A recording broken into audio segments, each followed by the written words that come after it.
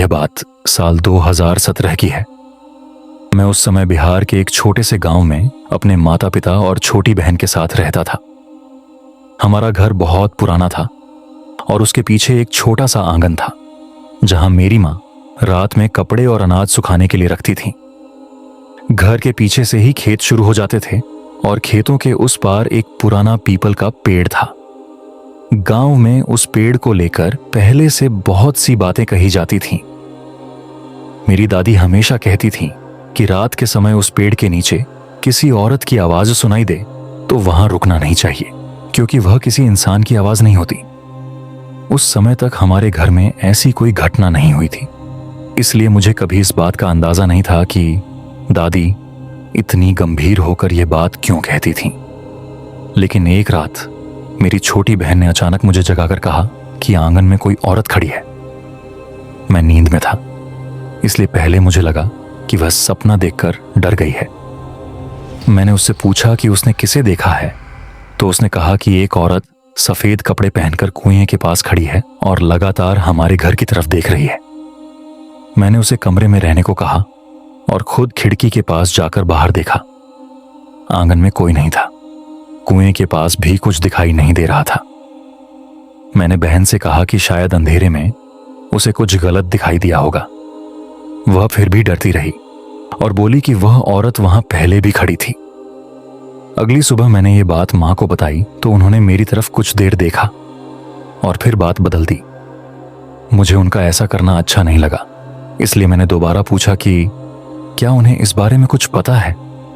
मां ने आखिर में कहा कि कई साल पहले हमारे घर में रहने वाली एक औरत की मौत उसी पुराने कुएं के पास हुई थी।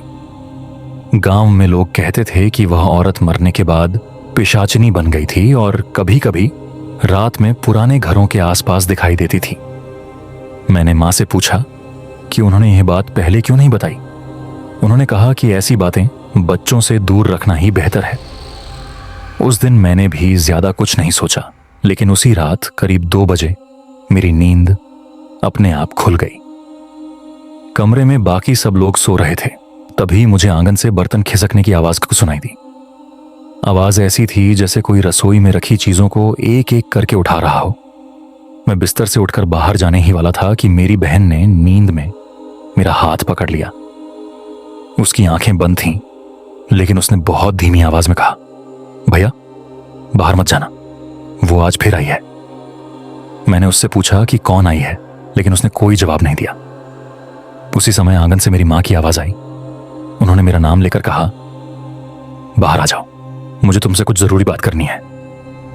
मैं दरवाजे तक पहुंचा ही था कि मेरे पीछे सो रही मां अचानक उठकर बैठ गई। उन्होंने घबराकर मेरा हाथ पकड़ लिया और फुसफुसाकर कहा, दरवाजा मत खोलना, मैं तो यहीं सो रही थी। मेरी रीढ़ में ठंड सी दौड़ गई, क्योंकि बाहर से आने वाली आवाज बिल्कुल मेरी मां की थी और वह लगातार मुझे दरवाजा खोलने के लिए बुला रही थी।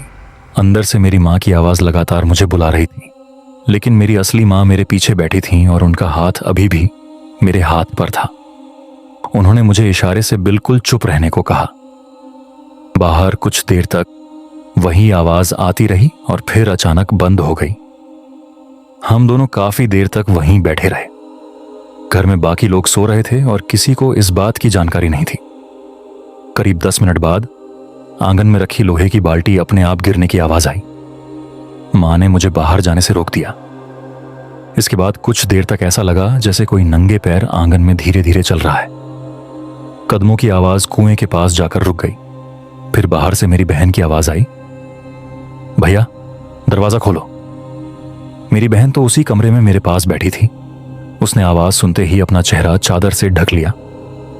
उस रात हम में से किसी ने दरवाजा नहीं खोला।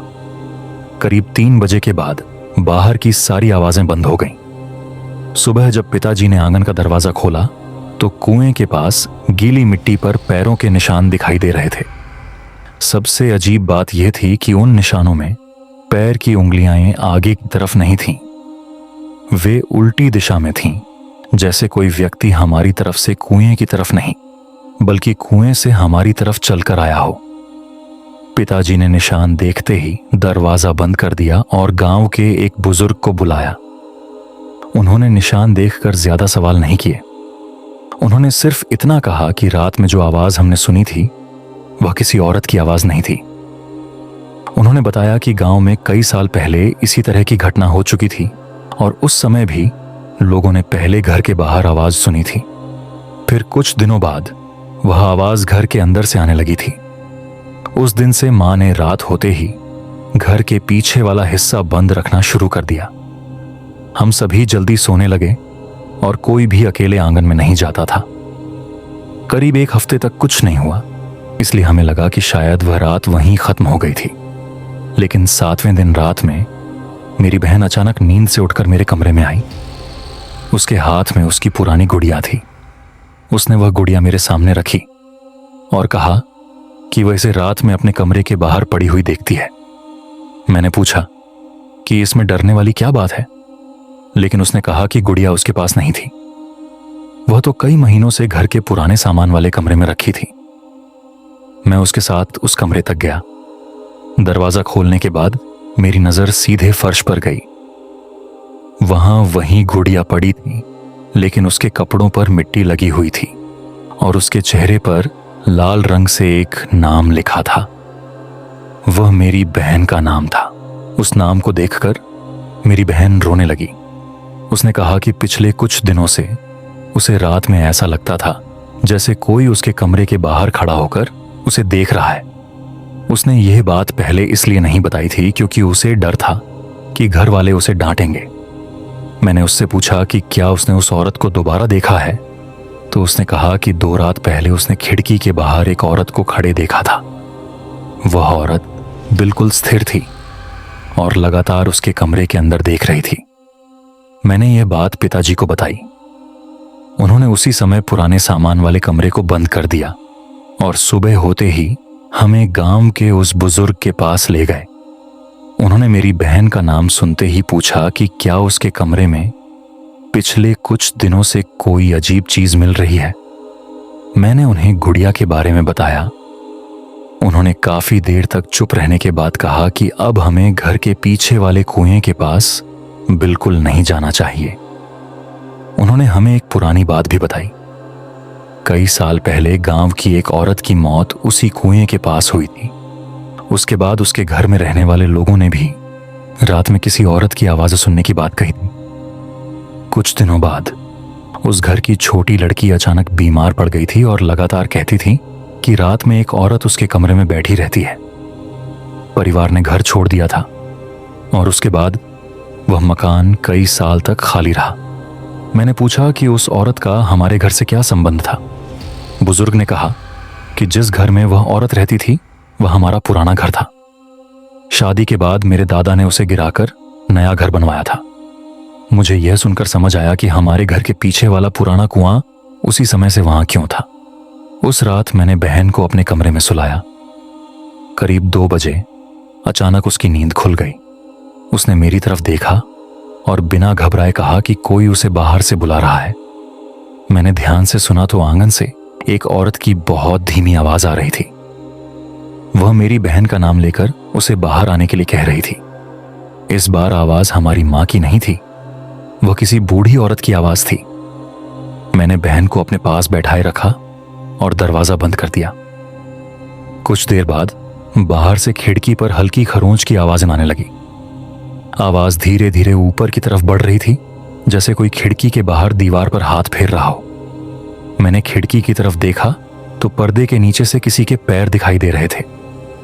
वह औरत खिड़की के बाहर खड़ी थी, लेकिन हमारा कमरा घर की पहली मंजिल पर था। मैं कुछ सेकंड तक उस खिड़की को देखता रहा। पर्दे के नीचे दिखाई दे रहे पैर बिल्कुल स्थिर थे। मेरी बहन ने मेरा हाथ पकड़ रखा था और वह लगातार पूछ रही थी कि बाहर कौन है। मैंने उसे कोई जवाब नहीं दिया। मैं खुद समझ नहीं पा रहा था कि पहली मंजिल की खिड़की के बाहर कोई कैसे खड़ा हो सकता है। अचानक बाहर खड़ी औरत ने खिड़की पर अपना हाथ रखा। कांच पर उसकी उंगलियां साफ दिखाई दे रही थीं। उसने धीरे से मेरी बहन का नाम लिया और कहा, मुझे अंदर आने दो। मेरी बहन रोने लगी। मैंने उसे कमरे के दूसरे कोने में जाने को कहा और खुद खिड़की से थोड़ा दूर हो गया। उसी समय बाहर से मेरी मां की आवाज आई, और उन्होंने कहा कि दरवाजा खोल दो। मैं दरवाजे की तरफ जाने ही वाला था, लेकिन मुझे याद आया कि मां और पिताजी नीचे वाले कमरे में सो रहे थे। मैंने उसी समय पिताजी को आवाज लगाई। कुछ ही सेकंड बाद घर में सब लोग जाग गए। पिताजी मेरे कमरे में आए और खिड़की के पास पहुंचते ही रुक गए। बाहर अब कोई नहीं था, लेकिन कांच पर गीले हाथ के निशान बने हुए थे। वे निशान बाहर से नहीं, बल्कि कमरे के अंदर की तरफ बने थे। उस रात के बाद हमने बहन को अकेले नहीं सोने दिया। अगले दिन पिताजी ने गांव के उसी बुजुर्ग को फिर बुलाया। उन्होंने घर के पीछे वाले कुएं के पास जाकर काफी देर तक कुछ देखा और फिर हमसे कहा कि घर कुछ दिनों के लिए खाली कर देना ही बेहतर होगा। उन्होंने यह भी बताया कि जिस औरत की मौत उस कुएं के पास हुई थी, उसकी एक छोटी बेटी भी थी। मरने से पहले वह औरत बार बार अपनी बेटी को अपने पास बुलाती थी, लेकिन उसकी बेटी उस समय घर पर नहीं थी। गांव में बाद में यह बात फैल गई कि मरने के बाद भी वह औरत अपनी बेटी को ढूंढती रही। हमने उसी शाम कुछ जरूरी सामान लिया और रिश्तेदार के घर चले गए। जाते समय मैंने आखिरी बार अपने घर की तरफ देखा। ऊपर मेरी बहन के कमरे की खिड़की बंद थी। तभी मुझे कांच के पीछे एक औरत का चेहरा दिखाई दिया। वह बिल्कुल शांत खड़ी थी और सीधे मेरी तरफ देख रही थी। उसके बाल चेहरे के दोनों तरफ थे और उसकी आंखें मेरी बहन के कमरे की तरफ लगी थीं। मैंने पिताजी को कुछ नहीं बताया और हम वहां से निकल गए। करीब 1 महीने बाद हम वापस घर आए। घर बिल्कुल वैसा ही था जैसा हम छोड़कर गए थे, लेकिन मेरी बहन के कमरे में रखी वही पुरानी गुड़िया फिर से बिस्तर पर पड़ी थी। हमने उसे घर से बाहर फेंक दिया और उस दिन के बाद कभी उसे वापस नहीं देखा। आज इतने साल बीत चुके हैं, लेकिन मेरी बहन अभी भी रात में अकेले खिड़की के पास नहीं जाती। सबसे डरावनी बात यह है कि कुछ महीने पहले उसने मुझे बताया कि कभी कभी रात में उसे अपनी खिड़की के बाहर किसी औरत की धीमी आवाज सुनाई देती है। वह आवाज अब उसका नाम नहीं लेती।